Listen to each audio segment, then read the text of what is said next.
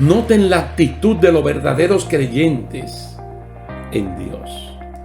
Mientras en el versículo 4 de este capítulo 14 de Números, el pueblo dice: designemos un capitán y volvámonos a Egipto.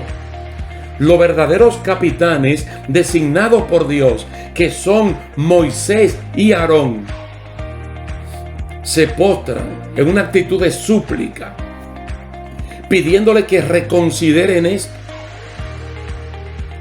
Y en los versículos 7, 8 y 9, Josué y Caleb, que son líderes naturales, dicen: vamos para adelante.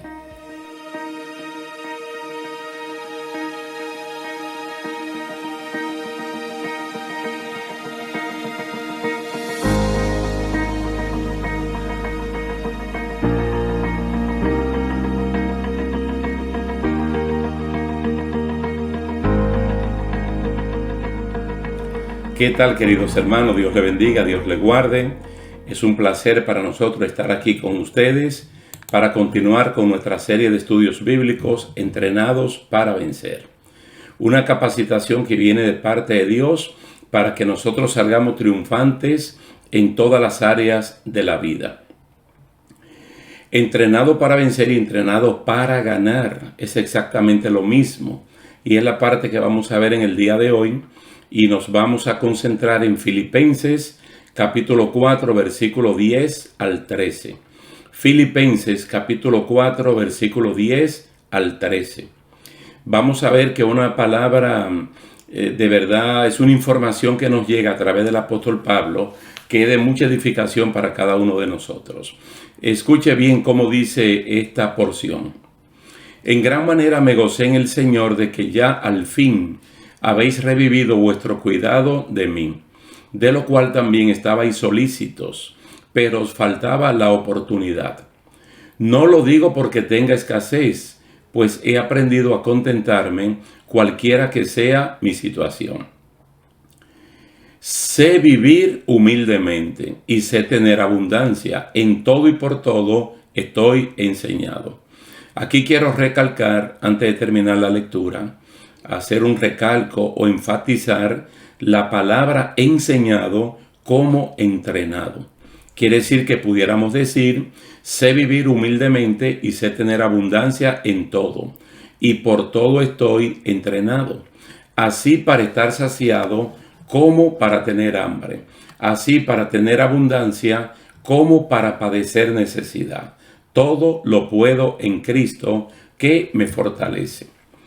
Esta carta a los filipenses, junto con la carta a los efesios y a los colosenses, y también la carta a Filemón, son cartas de la prisión. Es decir, el apóstol Pablo estaba preso cuando escribió la carta a los filipenses, a los efesios, a los colosenses y la carta personal a Filemón. Pablo, en el momento que escribe, está detenido en una cárcel infrahumana, no por haber cometido fechorías, sino por el testimonio de Jesucristo. Y él ve esta prueba como un entrenamiento. Ustedes saben que en el diario vivir o en la vida hay entrenamientos o capacitaciones en los trabajos, en la milicia, en la policía, en los bomberos, en los deportes y en otras áreas de la vida. Los entrenamientos se dan para que los candidatos o las personas que van a contratar triunfen en el campo de la realidad. Los atletas, por ejemplo, se abstienen de muchas cosas y se someten a un fuerte régimen de disciplina con tal de ponerse en condiciones de ganar y no de perder.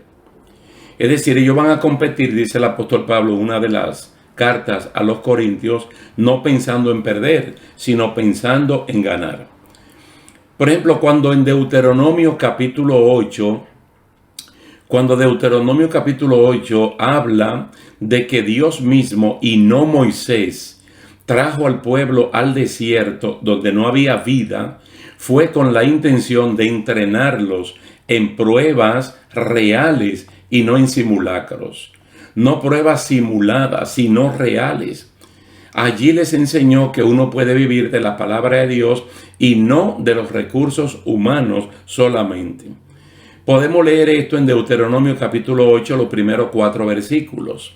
Deuteronomio capítulo 8, versículo 1 al 4, para los que llevan anotaciones.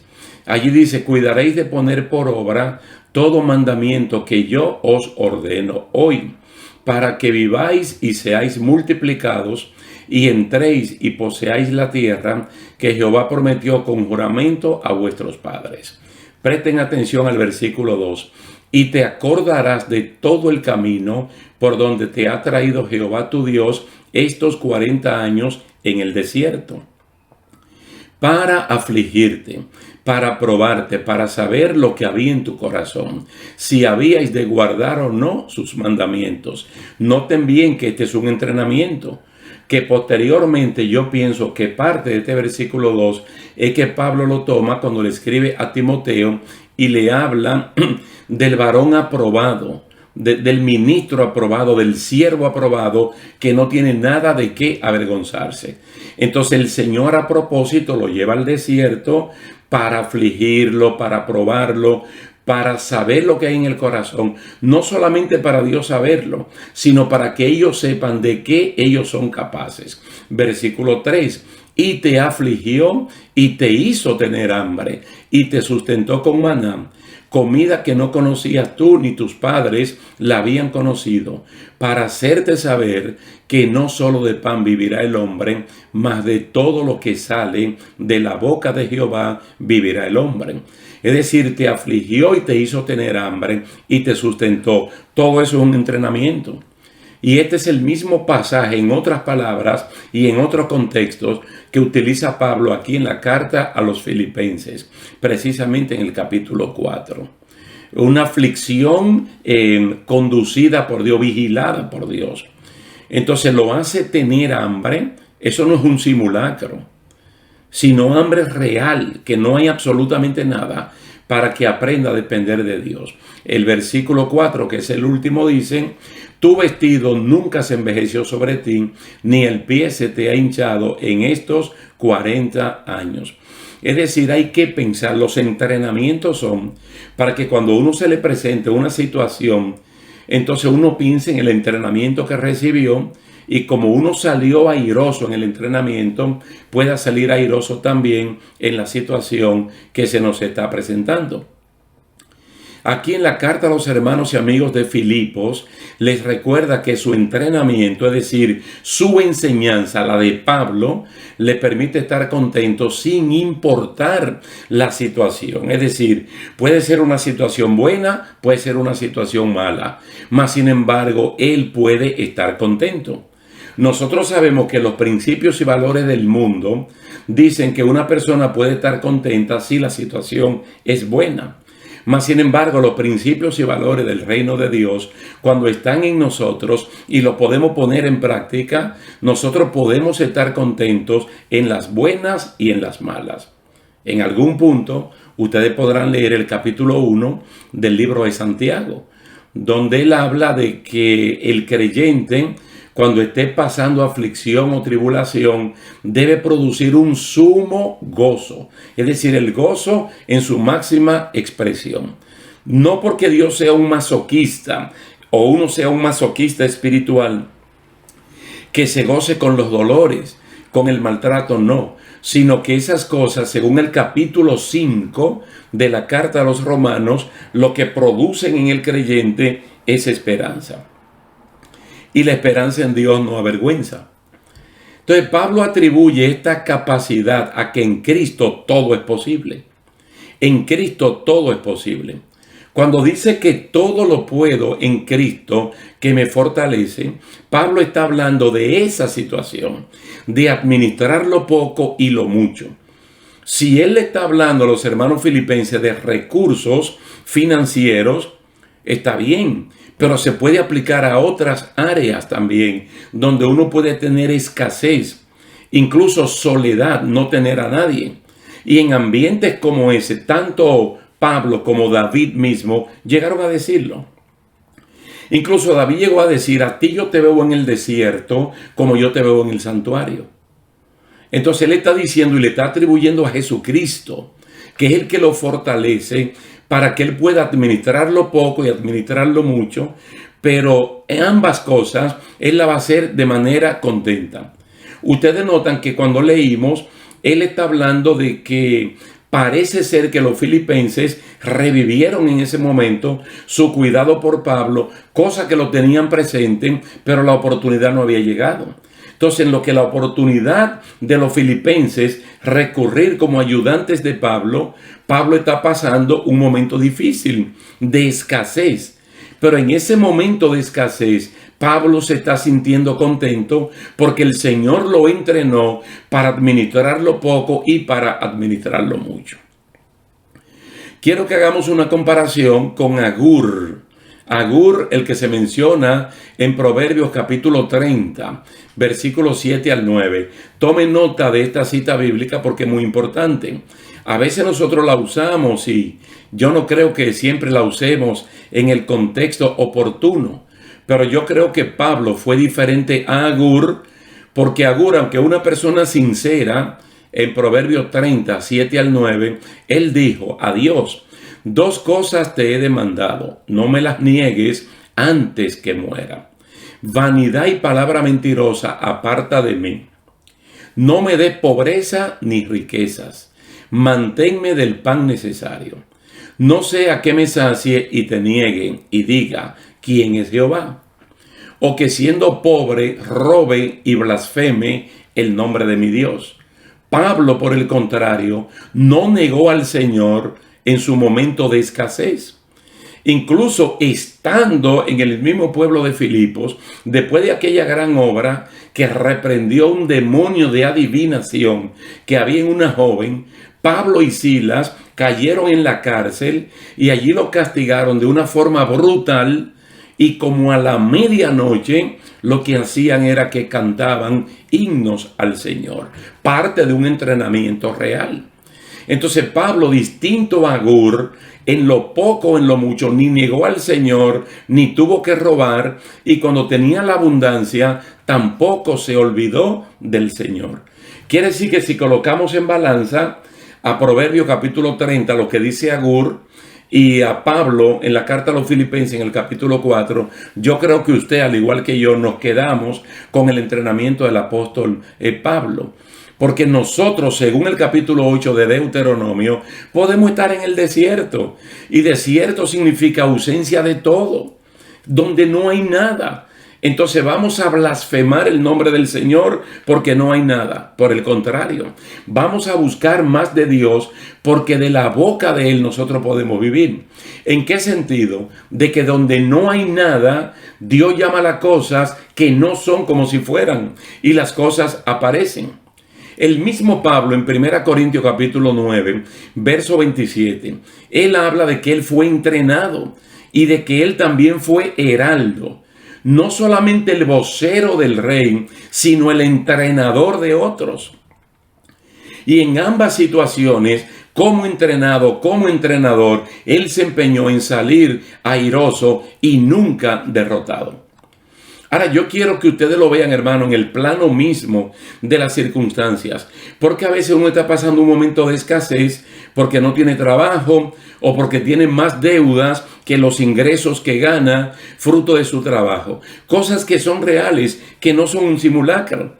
En 2 Corintios capítulo 11, verso 23 al 33, oiga bien, 2 Corintios capítulo 11, verso 23 al 33, Pablo detalla punto por punto los procesos difíciles por los cuales pasó, saliendo ganador en todos. Escuche algunos, solamente algunos. Dice: azotes sin número, peligro de muerte muchas veces, 5 veces, 39 veces azotado, 195 latigazos. Cuando él habla de azotes sin número y luego 5 veces, 39 veces azotado, está hablando de los latigazos que tenían garfios en la punta y le cortaban el cuerpo. 195 latigazos le dieron, porque 5 veces 40 menos 1 lo hicieron. 3 veces azotado con vara, 1 vez apedreado, 3 veces naufragio en alta mar, peligros en todas partes, dice él, en caminos, en ciudades, en el desierto y con falsos hermanos. Y en ninguna de esas pruebas él negó al Señor. Él nunca blasfemó del Señor, porque Pablo, al igual que usted y yo, hemos sido entrenados para ganar. Y si otra persona que fue entrenado para ganar fracasó, tú no tienes por qué fracasar. Tú no tienes por qué fracasar. Ahora bien, miren, Romanos capítulo 8, a partir del versículo 28, Pablo se explaya perfectamente bien para explicarle a los hermanos de Roma hasta dónde un creyente puede ser vencedor. Incluso él ni siquiera utiliza la palabra vencedor, sino más que vencedor. Más que vencedor. Oiga, en un terreno que un inconverso no puede jamás salir en victoria. Mas, sin embargo, un creyente con la unción del Espíritu Santo puede triunfar ampliamente en esos terrenos. Mire, Romanos 8:35. Podemos leer Romanos 8:35. Hay una pregunta con varios escenarios posibles. Mire cuál es la pregunta. ¿Quién nos separará del amor de Cristo? Esa es la pregunta. ¿Quién nos separará del amor de Cristo? Entonces los escenarios que Pablo presenta son los siguientes. Número 1, tribulación. 2, angustia. 3, persecución. 4, hambre. 5, peligro. 6, espada. Él pone 6 escenarios donde cualquier persona puede fallar. Donde de hecho hay personas que supuestamente sirviéndole al Señor han fracasado. Pero él está diciendo, ¿quién puede separarnos? ¿Quién puede hacer que nosotros seamos unos fracasados? Es una gran pregunta con 6 escenarios posibles. Tribulación, angustia, persecución, hambre, desnudez, peligro o espada. Ahora, la respuesta la encontramos en el versículo 37. Romanos capítulo 8, versículo 37. Donde Pablo dice, antes, en todas estas cosas, es decir, tribulación, angustia, persecución, hambre, desnudez, peligro, espada, somos más que vencedores por medio de aquel que nos amó. Fíjese, en todas esas cosas no somos ni siquiera vencedores, sino más que vencedores, más que conquistadores, más que triunfadores, más que victoriosos.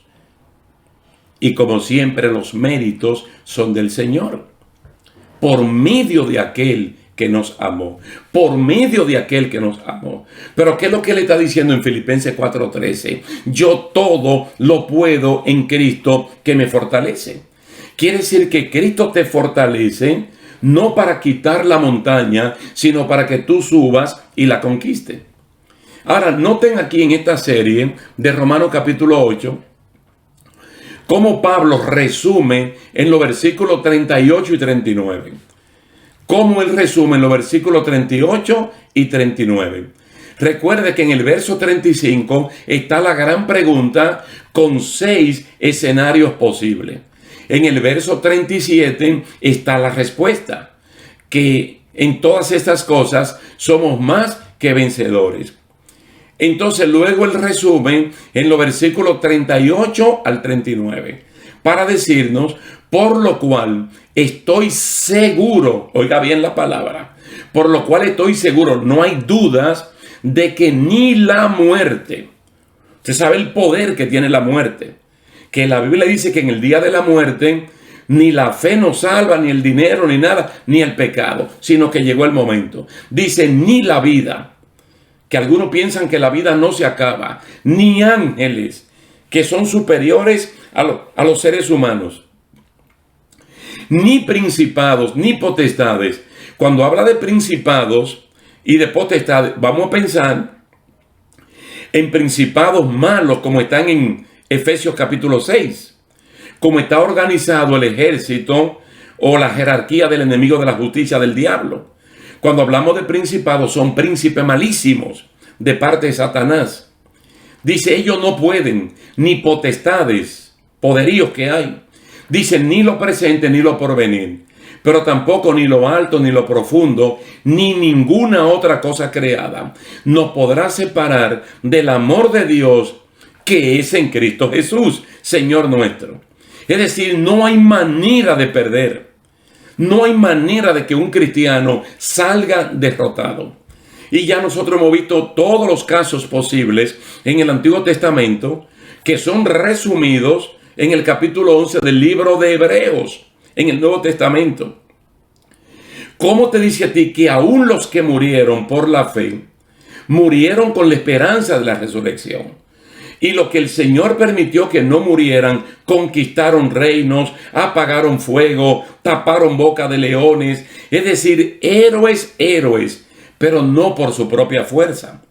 Porque en Jeremías capítulo 9 dice que uno no se puede gloriar ni por la fuerza, ni por la sabiduría, ni por el dinero, sino gloriarse en que conocemos a Dios y sabemos de que nuestro Dios es capaz por cada uno de nosotros, que mediante el vínculo de Jesucristo estamos unidos a Él y dependemos de Él.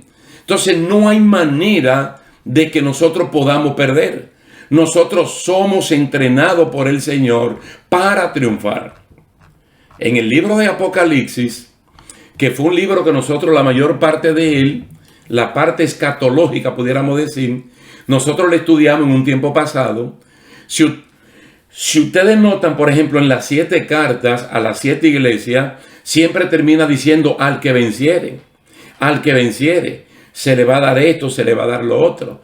Luego en el capítulo 21 dice, el que venciere va a heredar todas las cosas.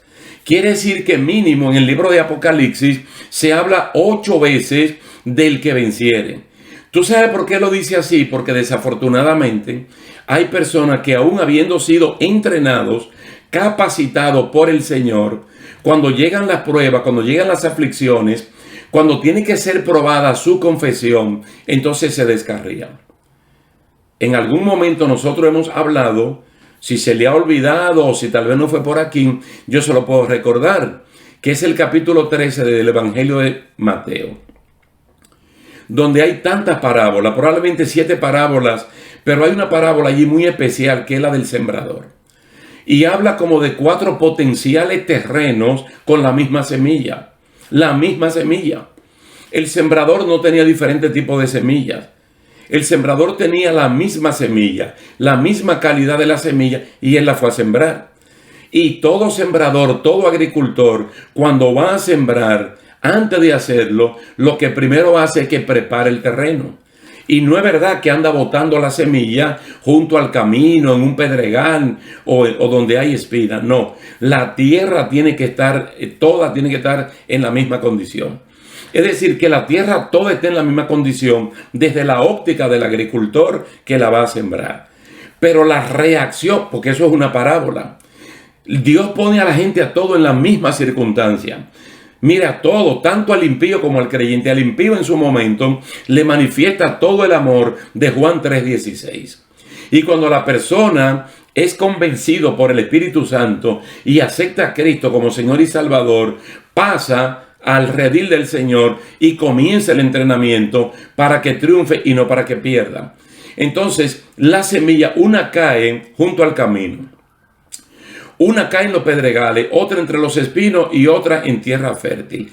Pero en el sentido de la respuesta, fíjate que hay personas que tienen la misma oportunidad y la rechazan. Entonces vienen las aves y se comen esa semilla. Esa nunca más va a germinar. Nunca, no tiene posibilidades. Entonces la que cae en los pedregales o la que cae entre los espinos, germina y crece un poquito como plántula. Mas sin embargo, cuando es probada la fe, entonces vienen las aflicciones, viene esto, la gente se va. Gente que estuvieron, que entraron, que Dios le dio la oportunidad y que comenzó el proceso de capacitación. Y el proceso de entrenamiento y capacitación viene así y produce aflicción. Eso es lo que dice Deuteronomio capítulo 8. Yo te metí al desierto y te afligí, pero es una aflicción vigilada. El mejor ejemplo de una aflicción vigilada es el de Job. El de Job. Job es el recipiente de lo de Dios y de lo del diablo. Pero Job no sabe lo que han hablado Dios y Satanás. Entonces, en base a eso, él no tiene que ver lo que han hablado ellos. Lo que la palabra dice es que a pesar de todo lo que pasó, él no le achacó a Dios ningún despropósito, ni tuvo que maldecir el nombre de Dios, como le sugirió la esposa. Lógicamente, él pasó un proceso tal vez un poquito distinto, porque Job, como lo describe el capítulo 1, siendo un hombre bueno, honesto, puro y apartado del mal, él pensaba que a una gente en esa condición no le podía venir lo que a él le llegó. Mas, sin embargo, lo que a él le vino era una especie de entrenamiento. Porque la palabra del Señor dice que después del entrenamiento, él estuvo más cerca de Dios, porque antes de oída había oído del Señor. Dando a entender que él tenía un conocimiento limitado, pero que ahora sus ojos lo estaban viendo. Entonces él vivió más años, fue más próspero después que antes. Entonces, él fue perfectamente entrenado en eso. Entonces, estas personas de la parábola de Mateo capítulo 13, cuando viene el problema, cuestionan a Dios, porque uno como hijo de Dios, como siervo de Dios, como príncipe de Dios, uno no debería de pasar ningún tipo de problemas y vivir un evangelio color de rosa. Vivir en un pueblo que se llama Utópolis, un pueblo que no existe. Nosotros tenemos que ser entrenados en lo real, no es un simulacro, no es una falsedad. Dios no entrenó al pueblo de Israel en un sitio, aparte lo metió en el desierto, donde no había absolutamente nada y le hizo ver que no solamente de la destreza humana puede vivir un ser humano creyente, sino que también podemos vivir de lo que sale de la boca de Dios. Ahora, volviendo a este asunto de Pablo, yo creo que muchos de nosotros deberíamos recuperar, hermano, mucha de nuestra humildad que tal vez hemos perdido. Mira, personas que han logrado alcanzar en diferentes áreas de la vida, fruto de estudios universitarios, ahora son creyentes evangélicos que tienen puestos de dirección, de bendición, puestos bastante altos, pero deben mantener la misma humildad que tenían anteriormente. Y él dice, yo sé vivir humildemente. Y él no está hablando el sinónimo de la pobreza como de la humildad. Porque ustedes saben que se puede ser rico y se puede ser humilde. Se puede ser pobre y se puede ser humilde. Y la humildad no es una condición que salva a una persona o lo condena. Pero es un atributo propio de Cristo que él quiere que nosotros también lo tengamos. Entonces yo estoy enseñado, yo soy entrenado tanto para estar saciado como para tener hambre. Pero yo sé que cuando tengo hambre, sé a quién acudir, sé que tengo hambre y cuando él sacia el hambre, yo sé quién fue que me la sació. Por eso es que muchas veces necesitamos la sed para entonces valorar el agua. Necesitamos el hambre para valorar la comida. Entonces todo lo puedo en Cristo porque él me fortalece. ¿Me fortalece para qué? Para lo poco y para lo mucho.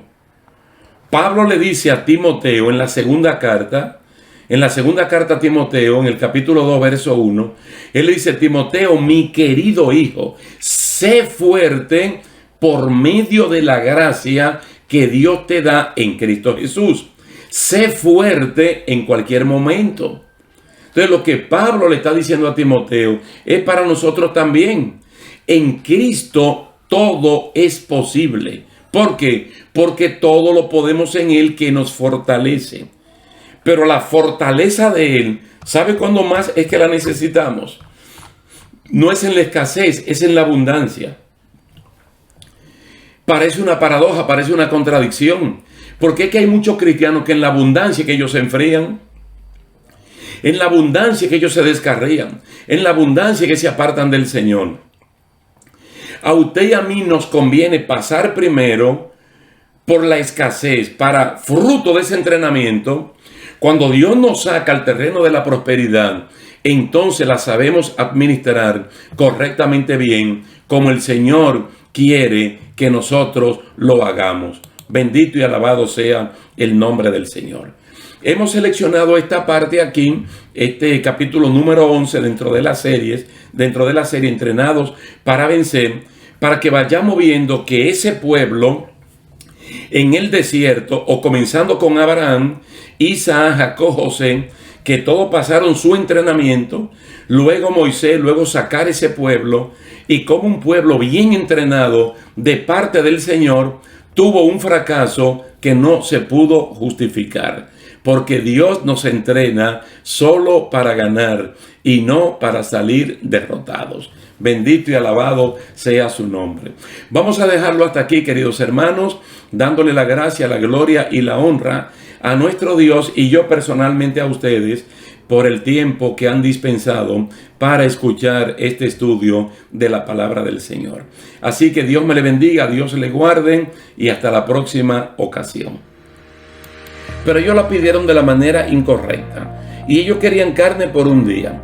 Entonces Dios le dice al líder, que es Moisés, que le va a dar carne no por un día ni dos, sino por 30 días, por un mes completo. Entonces Moisés va donde Dios y le dice: pero mira, todos los peces del mar Mediterráneo no alcanzan. Las vacas que tenemos, los animales que tenemos no alcanzan. Y tú dices que le va a dar carne por 30 días. Entonces ahí es que el Señor le responde con una pregunta en Números capítulo 11, versículo 23. ¿Acaso se ha cortado la mano de Jehová? Ahora verás si se cumple mi palabra o no.